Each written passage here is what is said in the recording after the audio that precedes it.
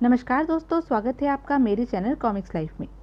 शुरू करते हैं अनिल मोहन जी द्वारा लिखा गया देवराज चौहान सीरीज का एक और मज़ेदार उपन्यास पाप का घड़ा पार्ट 2।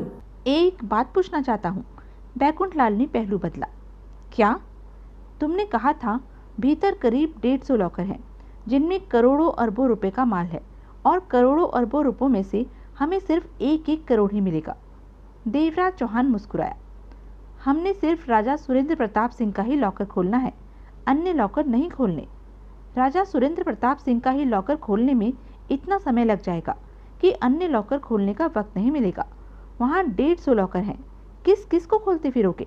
फिर क्या मालूम किस लॉकर में माल है या किसी ने अपने सिर्फ ज़रूरी कागजात ही रख छोड़े हैं। इतनी लंबी प्लानिंग के साथ हम वॉल्ट में प्रवेश करने जा रहे हैं। गिनती का वक्त हमारे पास होगा, इसलिए उसी लॉकर पर हाथ मारना चाहिए जिसमें तगड़ा माल होने का पुख्ता सबूत हो। इतना कुछ कर गुजरने के बाद भी कुछ हाथ न लगे तो क्या फायदा? बैकुंठ लाल समझने वाले अंदाज में सिर हिलाकर रह गया। राजा सुरेंद्र सिंह के लॉकर से चाहे कितना भी माल मिले, इस बात से तुम लोगों को कोई मतलब नहीं होगा। हर एक को सिर्फ 1-1 करोड़ मिलेगा। कहने के पश्चात देवराज चौहान ने सबकी आंखों में झांका। मेरा तो छोटा सा पेट है। सोहन लाल नशे में मुस्कुराया। 1 करोड़ से 1-8 लाख कम भी मिल जाए तो भी कोई फर्क नहीं पड़ेगा, काम चला ही लेंगे। वैसे लॉकर में कितने का माल होने के चांसेस हैं? बैकुंठ लाल ने पूछा। तुम्हारा इस बात से कोई वास्ता नहीं, देवराज चौहान ने उसे देखते हुए तीखे स्वर में कहा। तुम्हें सिर्फ 1 करोड़ मिलेगा, नहीं मंजूर हो तो कह दो। बैकुंठ लाल एकाएक मुस्कुराया। ना मंजूरी का तो सवाल ही पैदा नहीं होता। 1 करोड़ कम है क्या? अच्छी बात है, अब आप लोग जा सकते हैं। इन्हीं कामों के सिलसिले में मैं कुछ दिन तक व्यस्त रहूंगा, उसके बाद आप सबसे आकर मिलूंगा। यह काम होना कब है? भजन सिंह ने पूछा। 19 तारीख सोमवार को राजा सुरेंद्र प्रताप सिंह नीलामी के लिए हीरे जवाहरातों जड़ित आभूषण देश के जाने माने रईस अरबपति व्यक्तियों के सामने होटल स्काई बर्ड में शाम को 8 बजे तगड़े पहरे में पेश करेगा। उसके एक दिन पहले 28 को रविवार है, छुट्टी है। हम 27 तारीख शनिवार शाम से ही वॉल्ट लूटने की कार्यवाही शुरू कर देंगे। इस प्रकार हमारे पास शनिवार की रात, रविवार का दिन और रविवार की रात होगी, यानी कि 36 घंटों में हमें वॉल्ट में प्रवेश होकर लॉकर लूटकर बाहर आना है। 36 घंटे तो बहुत होते हैं। भजन सिंह मुस्कुराया। यह बात तो सोहन लाल के ऊपर निर्भर करती है कि वह वॉल्ट में मौजूद राजा सुरेंद्र प्रताप सिंह का लॉकर कितनी जल्दी खोलने में सफल होता है। उसके बाद हमारे पास सोमवार की शाम तक का समय होगा। जब तक देवरात नीलामी के लिए होटल में नहीं पहुंचेंगे तब तक इस चोरी का किसी को पता भी नहीं चलेगा। सब चौंक कर देवराज चौहान को देखने लगे। क्या मतलब? बैकुंठ लाल के होठों से निकला। हम राजा सुरेंद्र प्रताप सिंह के लॉकर से सारे जेवरात निकाल कर ले जाएंगे और तुम कह रहे हो कि जब तक जेवरात नीलामी के लिए होटल नहीं पहुंचेंगे तब तक किसी को चोरी का पता नहीं चलेगा? देवराज चौहान और जगमोहन की निगाहें आपस में टकराई। तत्पश्चात देवराज चौहान ने मुस्कुराकर सबको देखा। लॉकर में जो जो जेवरात पड़े हैं वैसे ही मैं पिछले 1.5 साल से हूबहू बनवा रहा हूँ, जो कि 2 दिन पहले ही बनकर तैयार हुए हैं। इसका मतलब तुम्हें मालूम है कि लॉकर में कौन कौन से और कैसे कैसे जेवरात हैं? आवाज़ से भजन सिंह के होठों से निकला। हाँ मालूम है। सब गहनों की मेरे पास तस्वीरें हैं, एक एक की 20-20 तस्वीरें, गहने के हर कोने से ली गई तस्वीरें, ताकि वैसा ही नकली बनाने वाले कारीगर को किसी प्रकार की दिक्कत का सामना न करना पड़े। अब यह मत पूछना कि वह तस्वीरें मैंने उतारी हैं या किसी ने मुझे उतार कर दी हैं। इस काम पर मैं बहुत लंबे समय से लगा हुआ हूँ। कई लाख रुपया मेरा उजड़ चुका है। बहरहाल असली जवाहरात निकाल कर हम नकली को वहीं रख देंगे। सोमवार को जब राजा सुरेंद्र प्रताप सिंह लॉकर खोलकर जवाहरातों से लदे गहने को निकालेगा तो असली नकली की पहचान नहीं कर सकेगा, क्योंकि वह तो कभी सोच भी नहीं सकेगा कि उसके गहने लूटे जा सकते हैं, बदले जा सकते हैं। वह उन्हें शाम को होटल में नीलामी के लिए रख देगा और नीलामी में आए लोग अपने साथ एक एक हीरों का पारखी भी लाए होंगे। जब वह गहने को परखेंगे तो तब मालूम होगा कि वहाँ मौजूद सारे गहने नकली हैं। इससे हमें सोमवार शाम तक का वक्त मिल जाएगा और तब तक हम आसानी से लूट के गहनों को ठिकाने लगा चुके होंगे। हर कोई स्तब्ध था। देवराज चौहान की बात सुन रहा था। मानना पड़ेगा कि तुमने हर बात को बारीकी से संभाल रखा है। सोहनलाल के स्वर में प्रशंसा थी। इतना तो मैं समझ ही सकता हूँ कि वैसे ही नकली गहने बनवाने में ही तुमने लाखों खर्च कर दिए होंगे और यह काम भी किसी विश्वसनीय कारीगर के द्वारा ही करवाया होगा। लेकिन जब सुबह वॉल्ट खुलेगा, गार्ड और वॉल्ट के अधिकारी भीतर आएंगे तो स्टील की कटी दीवार और वहां से नजर आता दूसरी बिल्डिंग का ऑफिस देखेंगे। तब क्या होगा? राजा का लॉकर खुला मिलेगा तो? एक मिनट, देवराज चौहान ने उसे टोका। तुम्हारी काबिलियत का अहम हिस्सा हमें यही देखना है कि तुम राजा के लॉकर को खोलने के पश्चात उसे पुनः बंद कर सकते हो या नहीं।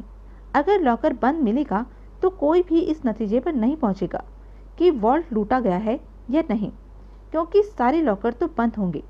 तब वह लोग इसी निष्कर्ष पर पहुंचेंगे कि लुटेरे किसी भी लॉकर को नहीं खोल सके और वापस चले गए। सोहनलाल ने आंखें सिकोड़कर देवराज चौहान को घूरा। हो सकता है मैं राजा के लॉकर को खोल तो लूं, परंतु उसे बंद न कर सकूं। तब हमें राजा के लॉकर का दरवाजा खुला ही छोड़ना पड़ेगा, परंतु नकली गहने उसमें रखे जा चुके होंगे। सुबह हर कोई असमंजसता से घिरा होगा कि वॉल्ट खुला पड़ा है और गहने भी भीतर मौजूद हैं। लुटेरे कुछ लेकर क्यों नहीं गए? तब शायद किसी के दिमाग में आ जाए कि मौजूदा गहने नकली भी हो सकते हैं। ना भी आए, इस बारे में सिर खपाना बेकार है। यह इतना अहम मुद्दा नहीं है कि इस पर सोच विचार किया जाए। सोहनलाल ने गोली वाली नई सिगरेट सुलगा ली। इतना नशा मत किया कर, बैकुंठलाल ने मुंह बनाकर सोहनलाल से कहा। कम से कम लॉकर खोलने तक तो जिंदा रह जा। मर गया तो हम सबको बहुत नुकसान होगा। सोहनलाल मुस्कुराया। कुछ कहने की अपेक्षा और भी तगड़ा कस लिया। काम के बीच अगर किसी प्रकार की गड़बड़ होती है तो? देवराज चौहान ने बैकुंठलाल और भजन सिंह को देखा। तुम दोनों गड़बड़ को संभालने का प्रयत्न करोगे। किसी भी तरह की गड़बड़ से निपटने का जिम्मा तुम दोनों पर है। यूं भी कह सकते हो कि तुम दोनों को इस योजना में मिलाने का खास ध्येय यह भी है। चिंता मत करो, भजन सिंह विशैले स्वर में बोला। हम सब कुछ संभाल लेंगे। खास जो भी बातें हैं वह खत्म हो चुकी हैं। अब तुम लोग जा सकते हो। जरूरत पड़ने पर मैं या जगमोहन तुम्हारे पास आएगा। इस बीच तुम लोगों ने आपस में भी नहीं मिलना। जैसे अपनी जिंदगी बिता रहे थे, सब काम रोजमर्रा की तरह वैसे ही करने हैं। इस बात पर किसी को भला क्या ऐतराज हो सकता था? बैकुंठलाल और भजन सिंह उठ खड़े हुए। मैं तो आराम से सिगरेट समाप्त करके जाऊंगा, सोहनलाल ने लापरवाही से कहा। किसी ने उसकी बात पर ऐतराज नहीं किया। 10-10 मिनट के वक्त के फासले पर बैकुंठलाल और भजन सिंह वहां से विदा लेकर चल दिए। देवराज चौहान ने सोहनलाल पर निगाहें टिका दी। तुम मात्र सिगरेट समाप्त करने के लिए ही नहीं रुके हो, क्या कहना है तुम्हें? सोहनलाल का नशे से भरा चेहरा मुस्कान से भर उठा। एक बात बोलो, बैकुंठलाल ठीक आदमी नहीं है। मैं समझा नहीं। बैकुंठलाल ठीक आदमी नहीं है। उस पर पूरी तरह विश्वास करना ठीक नहीं होगा। कभी भी दगा दे सकता है। दौलत देखकर तो पंचर हो जाता है और उसे हथियाने की सोचने लगता है। पिछली बार इसने मुझे मात्र 10,000 के लिए धोखा दिया था, सोहनलाल गंभीर स्वर में कह रहा था। अब जैसे कि तुमसे पूछ रहा था लॉकर में कितने का माल हो सकता है, इसका मतलब वह समझ चुका है कि 1 करोड़ जो कि लूट के बाद उसे हासिल होने वाला है, वह लॉकर में करोड़ों के जवाहरातों के सामने कम है। लॉकर से 10 करोड़ का माल हासिल हो और उसे सिर्फ 1 करोड़ ही मिले, यह बात उसे कभी भी मंजूर नहीं होगी।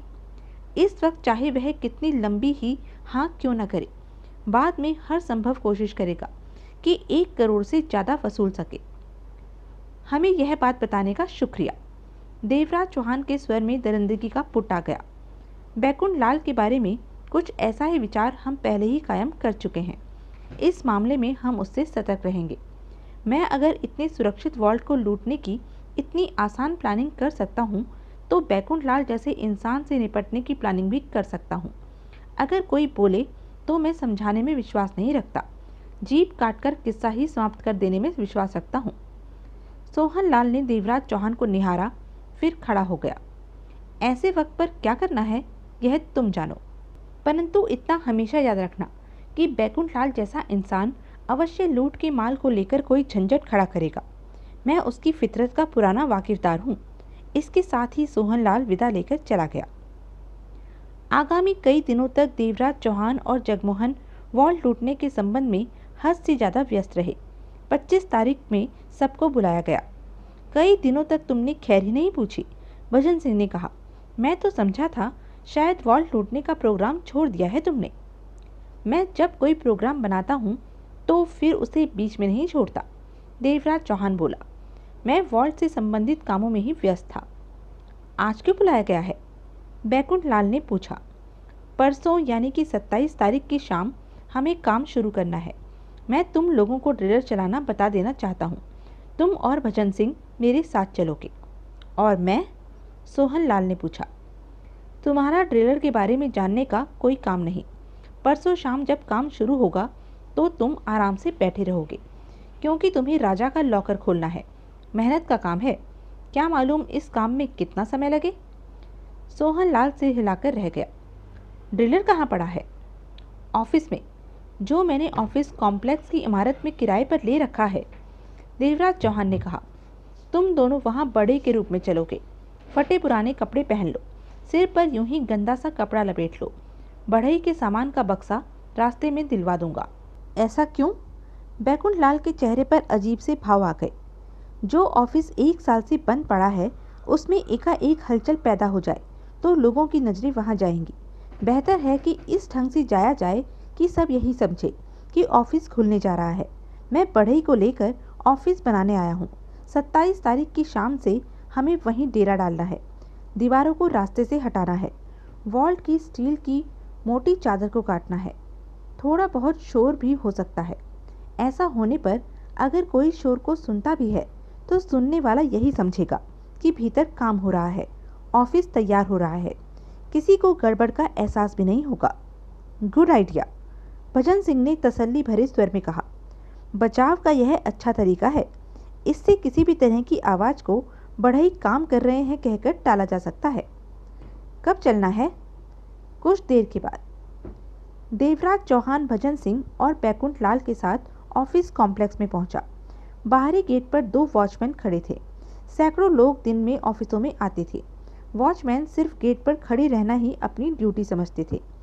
बैकुंठ लाल और भजन सिंह का हुलिया बढ़इयों के समान था। दोनों ने घिसे पिटे कपड़े पहने हुए थे। सिर पर गंदे कपड़ों की पगड़ियाँ, हाथों में लोहे की टूटी फूटी संदूकचियाँ थाम रखी थी। उस जगह पर बड़ी बड़ी कंपनियों के ऑफिस थे। उनके साथ देवराज चौहान अपने ऑफिस तक पहुंचा और जेब से चाबी निकालकर बंद ऑफिस का ताला खोलने लगा। तभी बगल के ऑफिस से सूट पहने 50 वर्षीय व्यक्ति 25 वर्षीय युवक के साथ बाहर निकला। युवक ने हाथों में फाइलें थाम रखी थी। 50 वर्षीय व्यक्ति देवराज चौहान को देखते ही मुस्कुराया। हेलो मिस्टर देवराज चौहान, आज यहाँ कैसे? करीब आकर उसने हाथ मिलाया। ऑफिस बनवाने की तैयारी में हूँ अमरनाथ जी। देवराज चौहान खुलकर मुस्कुराया। वेरी गुड, अच्छी न्यूज़ है। पड़ोस में आप जैसा बढ़िया इंसान आ जाए और हमें क्या चाहिए? अमरनाथ मुस्कुरा रहा था। आपको तो पहले ही ऑफिस तैयार करवा लेना चाहिए था। क्या करूं, अकेला हूं, फैक्ट्री संभालनी पड़ती है, ढेरों काम है, फुर्सत ही नहीं मिलती। अब सोचा कि दिन रात काम करवा कर कुछ ही रोज़ में ऑफिस तैयार कर लूं। इसका मतलब सप्ताह में ही ऑफिस तैयार करवा कर बैठना शुरू कर देंगे? आशा तो है। देवराज चौहान मुस्कुराया। आपका काम कैसा चल रहा है? वक्त निकाल रहे हैं। अमरनाथ हंसा। लोगों के अकाउंट्स का ही तालमेल बिठाते जिंदगी बीत गई। अकाउंट्स के काम की इतनी ज़्यादा पार्टियां पकड़ रखी हैं कि अब काम नहीं होता। 10-12 अकाउंटेंट भी रखे हुए हैं, फिर भी दिक्कत रहती है। अब यही सोचा है कि चंद ही पार्टियों का काम करूँगा। बुढ़ापा है, रुपए पैसे की कमी नहीं। इस वक्त मुझे बिना तनाव की ज़िंदगी बितानी चाहिए। खैर, इस समय मैं चलता हूँ, कहीं पहुँचना है। अब तो मुलाकातें होती ही रहेंगी। अमरनाथ मुस्कुराता हुआ आगे बढ़ गया। देवराज चौहान ने दरवाज़ा खोला और भीतर प्रवेश कर गया। यह कौन था? बैकुंठ लाल ने पूछा। बगल के ऑफिस का मालिक अमरनाथ वर्मा है। बड़ी बड़ी कंपनियों के अकाउंट ठीक करता है। अच्छा इंसान है। मुझे तब से ही जानता है जब से मैंने यह ऑफिस लिया है। फिर तो यह वॉल्ट के पश्चात तुम्हारे लिए खतरा बन सकता है। तुम्हारा पूरा हुलिया पुलिस को बयान कर सकता है। बैकुंठ लाल ने उसे देखा। हाँ, मेरे लिए असली खतरा यही है। यहाँ और कोई मुझे नहीं जानता, लेकिन यह बात मेरे लिए इतना अहम विषय नहीं है कि मैं चिंता करूँ। मुझे चाहे जो भी पहचान जाए, परवाह नहीं, लेकिन तुम लोगों को दूसरों के द्वारा नहीं पहचाना जाना चाहिए। क्यों? भजन सिंह ने उसे देखा। मैं अपने बारे में बहुत अच्छी तरह जानता हूँ, देवराज चौहान ने दृढ़ता भरे लहजे में कहा। मेरी मर्जी के बिना कोई मेरी जुबान नहीं खुलवा सकता, लेकिन तुम लोगों की जुबानें एक हद तक ही पुलिस यातना बर्दाश्त कर सकेंगी, उसके बाद खुल जाएंगी। दोनों ने जवाब में कुछ नहीं कहा और हाथ में थाम रखी संदूकचियां रखकर ऑफिस का मुआयना करने लगे। यह रिसेप्शन है। 6 बाई 8 का कमरा है। इसके पीछे 12 फुट लंबा चौड़ा ऑफिस है। चलो, मैं तुम लोगों को वह दीवार दिखाता हूँ, देवराज चौहान ने कहा और सामने नजर आ रहे दरवाजे की सिटकनी हटाकर भीतर प्रवेश कर गए। बैकुंठ लाल और भजन सिंह उसके साथ थे। ऑफिस में 4-5 कुर्सियों के अलावा 6 फीट ऊंची और 2.5 फीट चौड़ी नीले रंग की मशीन रखी थी और कुछ भी नहीं था वहाँ। यह दीवार है, देवराज चौहान ने सामने की तरफ इशारा किया। दोनों ने दीवार को देखा। भगवान जाने यह हट भी पाएगी या नहीं, बैकुंठ लाल के स्वर में संदेह था। यह क्या है? बचन सिंह ने नीली मशीन की तरफ इशारा किया। Drill machine. Drill machine? दोनों हैरानी से देवराज चौहान को देखने लगे। इसमें हैरान होने की क्या बात है? देवराज चौहान मुस्कुराया। ड्रिल मशीन तो छोटी सी दूसरे टाइप की होती है। भजन सिंह ने अजीब सी स्वर में कहा। यह तो लेथ मशीन की तरह लग रही है। कहने को यह ड्रिल मशीन है, परंतु इसकी कीमत और इसके काम बहुत ज़्यादा हैं। जापान की एक ही कंपनी यह मशीन बनाती है। इससे दीवार वगैरह कुछ समय में काटी जा सकती है। स्टील की यह बुलेट प्रूफ चादर, जिसे काटना लोहे के चने चबाने के बराबर है, यह मशीन उस चादर को आसानी से काट देगी। दोनों ने अपने अपने अंदाज में मशीन को देखा। इसे इस्तेमाल कैसे किया जाता है? देवराज चौहान आगे बढ़ा और ड्रिल मशीन बॉडी के नीचे वाले हिस्से के खाने को खोला और उसमें से कई तरह के टूल बाहर निकाले। अजीब अजीब शेपें थी टूलों की। उसमें से एक टूल थामकर उसने मशीन के दाईं तरफ लगे कई लीवरों में से एक लीवर को दबाया तो मशीन के ऊपरी हिस्से की थोड़ी सी जगह खुल गई। उसने हाथ में थामा टूल ढंग से खुली जगह में फंसाया और उस लीवर को वापस अपनी जगह पर कर दिया। टूल मशीन से अच्छी तरह जकड़ गया। देवराज चौहान ने मशीन का प्लग लाइट बोर्ड के सॉकेट में लगाया और स्विच ऑन करके मशीन के करीब आ गया। मशीन के पिछले हिस्से पर लगे छोटे से बोर्ड में मौजूद चंद बटनों में से एक बटन को दबाया तो मशीन चालू हो गई। उसकी आवाज़ इतनी मध्यम थी कि रिसेप्शन तक कठिनता से सुनाई देती थी। हरे रंग के बटन को दबाते ही यह चालू अवस्था में आ जाती है। दोनों ने सिर हिलाया। अब हरे के 7 के बटन को दबाओ, कहने के साथ ही देवराज चौहान ने बटन दबाया तो आगे के हिस्से में लगा टूल तूफानी गति से घूमने लगा। देवराज चौहान ने अन्य लीवर को दबाया तो तूफानी गति से घूमता टूल कई फीट आगे को आ गया। वह अभी भी तेजी से घूमे जा रहा था। अब उस घूमते टूल से किसी भी जगह में छेद किया जा सकता था। 4 फीट आगे को गया इसका टूल लीवर दाएं बाएं ऊपर नीचे गोलाई में, यानी कि अपनी मनपसंद ज़रूरत के तरीके से घुमाया जा सकता है। इसके लिए इन लीवरों के संबंध में जानना आवश्यक है। देवराज चौहान दोनों को लीवरों के संबंध में समझाने लगा। उन्हें टूल को हर तरह से घुमाकर दिखाता रहा। इस काम में आधा घंटा लगा। आधे घंटे में बैकुंठ लाल और भजन सिंह ड्रिल मशीन के लीवर और बटनों का सारा सिस्टम समझ चुके थे। बहुत ही अजीब और कमाल की मशीन है, बैकुंठ लाल बोला। इससे हम दीवारें और बुलेट प्रूफ स्टील की चादर कैसे काटेंगे? यानी किस टूल को इस काम में इस्तेमाल किया जाएगा? भजन सिंह ने पूछा। देवराज चौहान आगे बढ़ा और नीचे पड़े टूलों में से एक टूल उठाया। अजीब सा टूल था। 1.5 फीट लंबा चाकू जैसा टूल था। उसकी चौड़ाई 3 इंच थी। उसकी दोनों तरफ इतनी खतरनाक धारी थी कि जिस चीज को भी लगे उसे काट कर रख दे। देवराज चौहान ने टूल दोनों की तरफ बढ़ाया। इसे देखो, यह ऐसे स्टील का बना हुआ है कि टेढ़ा नहीं हो सकता। इससे 1 फीट मोटा पक्का लोहा भी पल भर में काटा जा सकता है। बैकुंठ लाल और भजन सिंह ने टूल को अच्छी तरह चेक किया। फिर देवराज चौहान ने मशीन में फंसा टूल निकाला और चाकू समान टूल को मशीन में फंसा दिया। अब वह किसी राइफल के चाकू समान लग रहा था। मशीन में नीचे पहिए लगे हैं जो तुम लोगों को नजर नहीं आ रहे। पीछे लगे बटनों में से सफ़ेद बटन दबाने पर नीचे छोटे छोटे पहिए निकल आते हैं। इस प्रकार मशीन को जहाँ भी ले जाना हो ले जाई जा सकती है, अन्यथा इसे हिलाना भी कठिन है। इस टूल को लगाकर क्या होगा? बैकुंठ लाल ने पूछा। देवराज चौहान ने लीवर दबाया तो मशीन में फंसा टूल 4 फुट वापस मशीन में समा गया। अब वहां पर सिर्फ टूल रूपी चाकू ही नजर आ रहा था। फिर उसने बटनों की प्लेट में से सफ़ेद बटन दबाया तो मशीन जरा सी हिली और नीचे पहिए आ गए। उसने मशीन को धकेलकर दीवार के समीप किया, फिर सफ़ेद बटन दबा दिया। पहिए वापस समा गए। अब इस लीवर को दबाने पर मशीन की टूल वाला हिस्सा 4 फीट आगे निकलेगा और सामने जो कुछ भी होगा उसे भेदता हुआ भीतर प्रवेश कर जाएगा। तुम्हारा मतलब कि यह टूल नुमा चाकू दीवार में घुस जाएगा? भजन सिंह का मुंह हैरानी से खुला का खुला रह गया। हाँ, यह दीवार में इतनी फोर्स के साथ घुसेगा कि जैसे मक्खन में चाकू घुसता है। उसके बाद हम अन्य लीवरों का इस्तेमाल करके चाकू को सीधा नीचे या दाएं बाएं घुमाकर दीवार को टुकड़ों की भांति काटा जा सकता है। जिस तरह टूल नुमा चाकू अब लगा है, इसे हम दीवार में घुसेड़कर पहले नीचे की तरफ जाएंगे, फिर उसे वापस ऊपर ले जाकर मशीन की सहायता से टूल को गोलाई में घुमाते हुए दूसरी तरफ से नीचे ले जाते जाएंगे। यानी कि उस स्थिति में उल्टे यू अक्षर जैसी इतनी जगह बन जाएगी कि हम उसमें से गुजर सके। हम इसे चेक कर सकते हैं? भजन सिंह बोला। मुझे तो अभी भी इस करामाती ड्रिलर में यकीन नहीं आ रहा। नहीं, चेक करना ठीक नहीं होगा।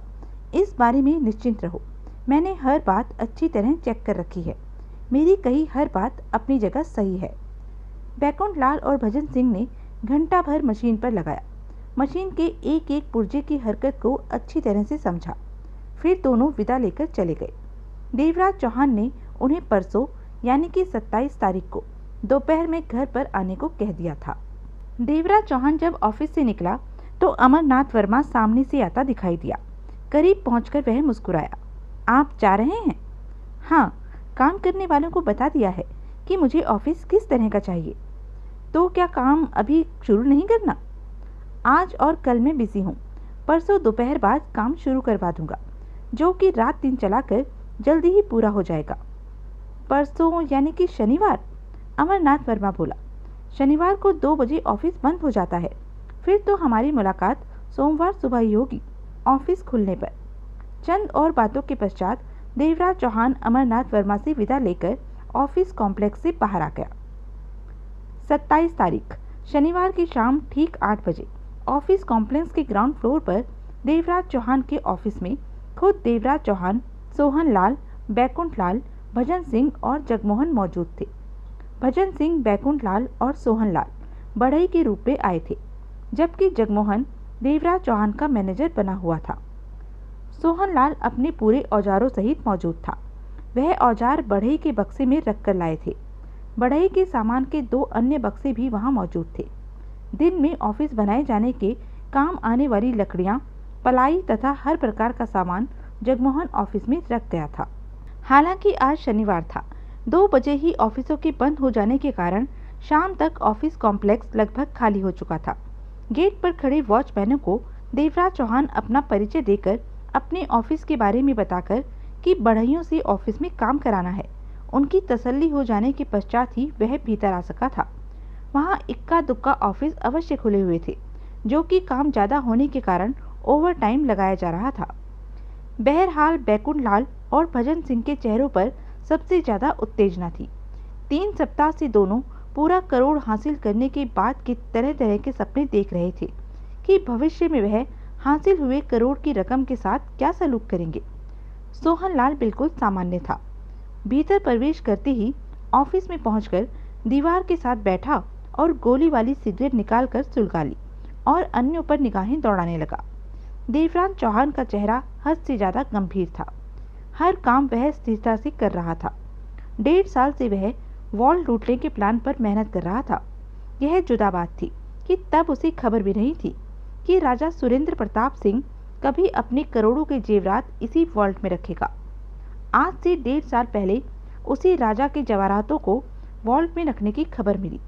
तब उसने यही इरादा बनाया कि राजा के लॉकर पर हाथ मारना ही बेहतर होगा। अब उसकी मेहनत हार या जीत के किसी एक अंजाम पर पहुंचने जा रही थी।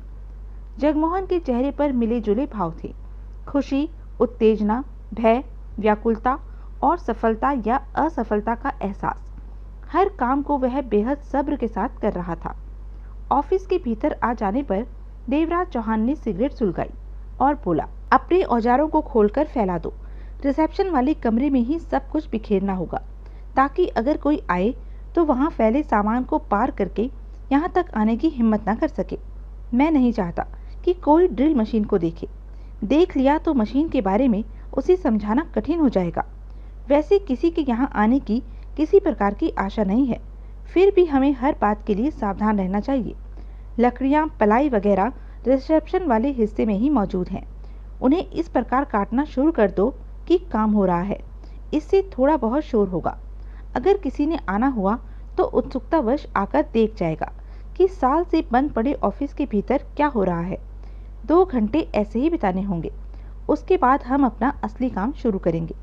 सावधानी के लिए यह सब करना जरूरी है। तो क्या हमें आरी से लकड़ी, पलाई और हथौड़ी से उन पर ठोका ठाकी करनी होगी? हाँ, देवराज चौहान ने भजन सिंह को देखा। तुम तीनों को 2 घंटे तक यह काम करना होगा। बड़ा घटिया काम करना पड़ेगा।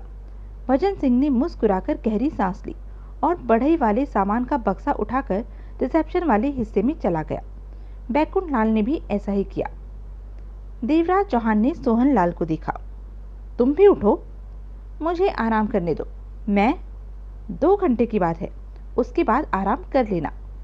सोहन लाल उठा और रिसेप्शन वाले हिस्से में चला गया। एक कुर्सी वहीं रख दो, दरवाजे के पास, देवराज चौहान ने जगमोहन से कहा। जगमोहन ने कुर्सी उठाई और रिसेप्शन में भीतर प्रवेश करने वाले दरवाजे के करीब रख दी। देवराज चौहान ने दरवाजा आधा फीट खुला रखकर कुर्सी से सटा लिया। उधर बैकुंठ लाल, भजन सिंह और सोहन लाल ने तेजी से अपना काम शुरू कर दिया था। किसी ने आरी से लकड़ी काटनी शुरू कर दी तो कोई औजारों को ठोक पीट कर दुरुस्त करने लगा। सोहन लाल फीता और लकड़ी पकड़कर बैठ गया। होठों में लगी गोली वाली सिगरेट के कश वह लिए जा रहा था। वह लोग जानबूझकर जोर से ठोका ठाकी कर रहे थे। वाह, काम चालू कर दिया। आवाज सुनकर देवराज चौहान इस प्रकार चौंका जैसे पांव तले बिच्छू आ गया हो। उसने गर्दन घुमाकर देखा। आधा फीट खुले दरवाजे के बीच में अमरनाथ वर्मा अपनी मुंडी भीतर घुसेड़कर दाएं बाएं देख रहा था। बैकुंठ लाल और भजन सिंह ने ठोका ठाकी और भी तेज कर दी। सोहन लाल फीता खोलकर पलाइयों के बड़े बड़े टुकड़ों को नापने में लग गया। सारा काम सलीकेदार और तेजी से होते देखकर अमरनाथ वर्मा मुस्कुराया। अपनी हैरत पर काबू पाकर देवराज चौहान उठा और दरवाजा जरा सा और खोलकर मुस्कुराते हुए बीच में अड़ते हुए बोला, अमरनाथ जी, आप और इस वक्त यहाँ? खैरियत तो है? खैरियत कहाँ साहब। अमरनाथ वर्मा ने मुंडी पीछे हटा ली। लगता है रात के 12-1 तो बचेंगे ही। सोमवार सुबह एक पार्टी के अकाउंट्स को ठीक ठाक करके देना है, ज़रूरी है। इसलिए मैंने अपने 2 असिस्टेंट को काम के लिए रोक लिया। दोपहर से इसी काम में व्यस्त हैं। दिमाग थक गया है। यहाँ शोर शराबा सुना तो समझ गया कि आप ऑफिस को दुरुस्त करा रहे हैं। सोचा मुलाकात कराऊं, इसी बहाने घूमना भी हो जाएगा। अच्छा किया, बहुत अच्छा किया, वरना मैं तो सोच रहा था कि आपका ऑफिस कब का बंद हो चुका होगा। बहरहाल आपके होते मेरा वक्त भी अच्छा कट जाएगा। यह साहब कौन है? अमरनाथ वर्मा ने रिसेप्शन और ऑफिस से जुड़ने वाले दरवाजे के बीच खड़े जगमोहन को देखकर पूछा। मेरे मैनेजर मिस्टर दास चौधरी। मैं तो यूं ही कुछ देर के लिए आया हूँ, अभी चला जाऊंगा।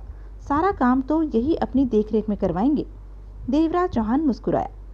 अमरनाथ वर्मा सिर हिलाकर बोला, मैं चलता हूँ, अभी बहुत काम पड़ा है। किसी चीज़ की ज़रूरत हो तो मुझसे कह देना। जवाब में देवराज चौहान मुस्कुराए। अमरनाथ वर्मा चला गया। बेमौसम की मुसीबत, इसका ऑफिस तो बंद होना चाहिए था। देवराज चौहान ने चिंता भरे स्वर में कहा, इसका यहाँ होना हमारे लिए मुसीबत खड़ी कर सकता है। यह यकीनन अभी 2-4 चक्कर और लगाएगा। सोहन लाल बोला, जब भी काम से थक जाएगा टहलने के बहाने यहीं आ जाएगा। यह कभी भी हमारे लिए कोई मुसीबत खड़ी कर सकता है।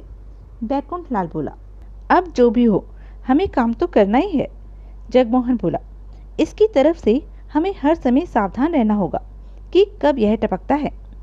मैं संभाल लूंगा इसे, तुम लोग काम करो, देवराज चौहान ने गंभीर स्वर में कहा। करीब 1.5 घंटा ठोका ठाकी होती रही। सब कुछ ठीक रहा, कोई भी ना आया, यानी कि आसपास के सब ऑफिस बंद थे, सिवाय अमरनाथ वर्मा के ऑफिस को छोड़कर। आखिरकार देवराज चौहान गंभीर स्वर में बोला, तुम लोग भीतर जाकर अपना काम शुरू कर दो। बैकुंठ लाल और भजन सिंह ने उसे देखा। वह बूढ़ा फिर आ गया तो?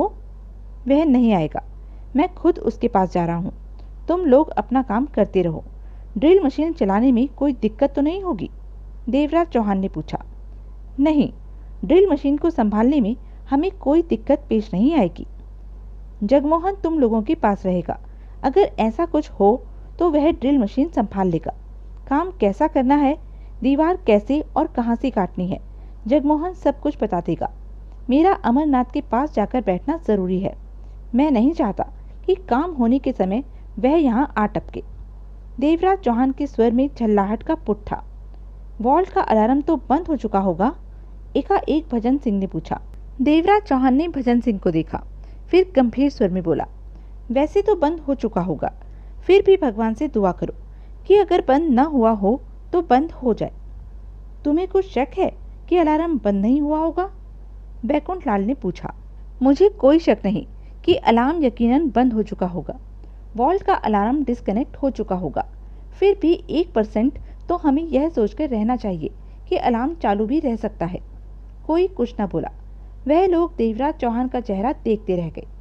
मैं अमरनाथ के पास जा रहा हूँ, आधे घंटे तक आऊँगा। तुम सब काम ठीक तरह से करवाना। देवराज चौहान ने यह शब्द जगमोहन से कहे। जगमोहन के सिर हिलाने पर देवराज चौहान बाहर निकल गया। जगमोहन ने ड्रिल मशीन चालू की। मध्यम सी आवाज वहां गरज उठी।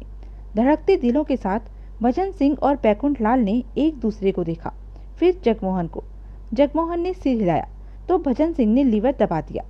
ड्रिल के मुहाने पर परसों का फिट कर रखा चाकू समान लंबा चौड़ा टूल फिट था, जो कि लीवर के दबते ही ड्रिल मशीन के आगे का हिस्सा बिजली किसी तेजी के साथ टूल सहित आगे आया। आगे दीवार थी। चाकूनुमा टूल दीवार से टकराया और देखते ही देखते वह दीवार में बेआवाज प्रवेश होता हुआ चला गया। पूरा का पूरा भीतर जाकर वह रुक गया। बैकुंठ लाल और भजन सिंह इस वहम में थे कि जो भी हो, टूल दीवार में ही नहीं घुसेगा, लेकिन ठीक तरह से काम होते देखकर वह स्तब्ध खड़े रह गए। आंखें फाड़े क्या देख रहे हो, काम करो, जगमोहन गुर्राया। सोहनलाल एक तरफ नीचे बैठा गोली वाली सिगरेट के आराम से कश ले रहा था, जैसे इस काम से उसका कोई मतलब ही ना हो। तो यह थी अब तक की कहानी। आगे की कहानी जानने के लिए बने रहें मेरे साथ, और हाँ, मेरे चैनल को लाइक, शेयर और सब्सक्राइब करना ना भूलें। धन्यवाद।